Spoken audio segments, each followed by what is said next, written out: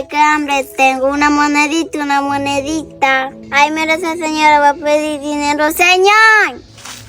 Dime, mendiga, ¿qué tú quieres? Señor, usted me puede dar algo de dinero, que tengo mucha hambre. Ay, estos mendigos siempre pidiendo. Espérame aquí, yo te voy a buscar algo mejor que dinero. Ay, te por ese señor me va a traer mucha comida. Estos mendigos siempre pidiendo y molestando a la gente.